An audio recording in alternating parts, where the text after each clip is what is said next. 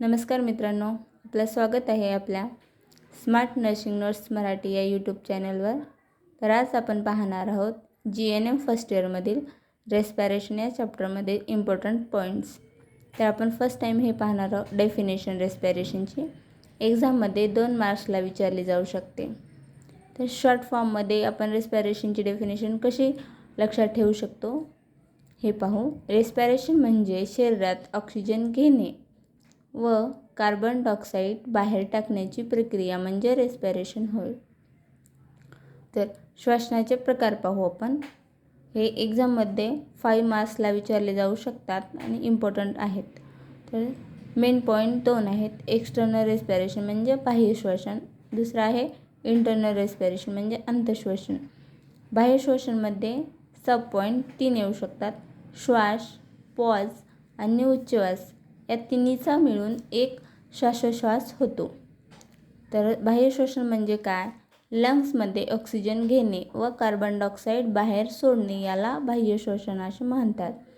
Internal respiration म्हणजे अंतःश्वसन. अंतःश्वसन म्हणजे शरीरातील रक्त व शरीरातील पेशीमधील वायूंची जेव्हा देवाणघेवाण होते त्याला अंतःश्वसन म्हणजे इंटरनल रेस्पिरेशन असं म्हटलं जातं. श्वसन प्रणालीचे अवयव.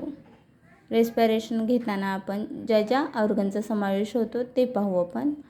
सुरुवातीला नाक, घसा, आवाजपेटी म्हणजे लॅरिंक्स, श्वसननलिका, ब्रॉन्काय, ब्रॉन्क्युओल्स, फुफ्फुसे, ॲल्व्होलाई, डायफ्राग्राम एवढ्यांचा समावेश होतो. तर नेक्स्ट नॉर्मल श्वसनाचा दर. हे खूप इम्पॉर्टंट आहे. MCQमध्ये विचारला जाऊ शकतो किंवा वायवामध्ये पण विचारला जाऊ शकतो. तर पाहू आपण. प्रौढ माणूस यामध्ये 16 ते 20 प्रति दर मिनिट एवढा असू शकतो. तर लहान मुलांमध्ये 20 ते 30 प्रति मिनिट असू शकतो.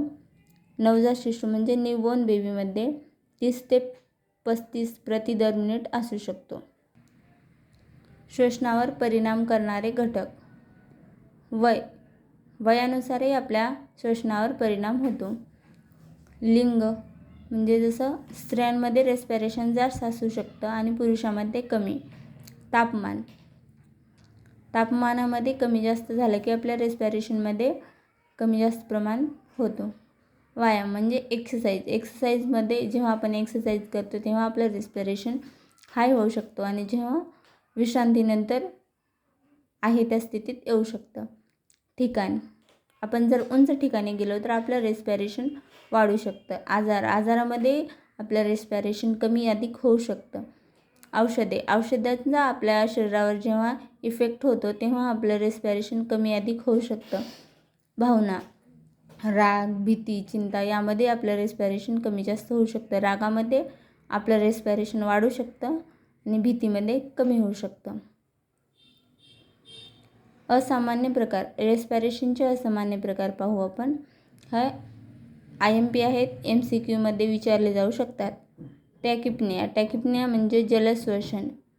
जेव्हा आपण फास्ट रेस्पिरेशन म्हणजे श्वास घेतो तेव्हा त्याला टॅकिपनिया असे म्हणतात.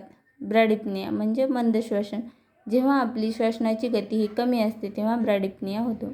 डिसेप्निया म्हणजे श्वास घेण्यास त्रास. जेव्हा एखाद्या पेशंटला श्वास घेण्यास त्रास होतो त्याला डिसेप्निया असं म्हणतात. ॲपनिया म्हणजे श्वासबंध. जेव्हा श्वास घेणेच बंद होतो तेव्हा त्याला ॲपनिया असे म्हणतात. श्वसनाचे महत्त्व. शरीरातील पेशींना ऊर्जा मिळते. जेव्हा आपण श्वास घेतो तेव्हा शरीरातील पेशींना ऊर्जा मिळते. जीवन टिकवण्यासाठी फार महत्त्वाचे आहे. रक्त शुद्ध राहते. जेव्हा रेस्पिरेशन घेतल्यामुळे आपल्या शरीरातील रक्त शुद्ध राहते आणि रेस्पिरेशन घेतल्यामुळेच आपल्या मेंदूचे जे काही फंक्शन्स आहेत ते व्यवस्थित चालतात. तर ही होता आपला रेस्पिरेशन चॅप्टरमधील इम्पॉर्टंट पॉईंट.